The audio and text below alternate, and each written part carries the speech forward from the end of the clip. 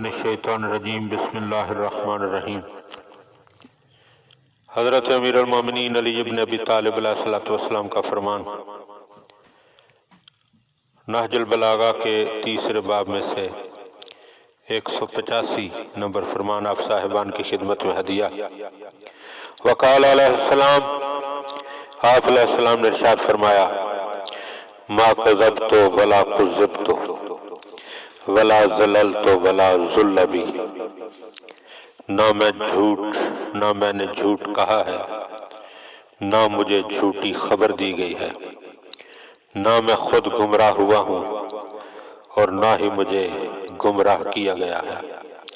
قربان جاؤں، ایسی بات رسول خدا کے بعد اگر کسی زبان سے جاری ہو سکتی ہے تو ہمارے مولا امیر المومنین علی ابن ابی طالب علیہ السلام ہی کی زبان ہے۔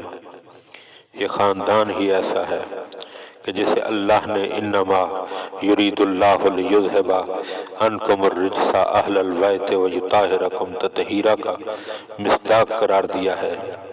جھوٹ نجاست ہے، ضلالت و گمراہی نجاست ہے، تو اللہ نے ان چیزوں کو رکھا ہی اس خاندان سے دور ہے۔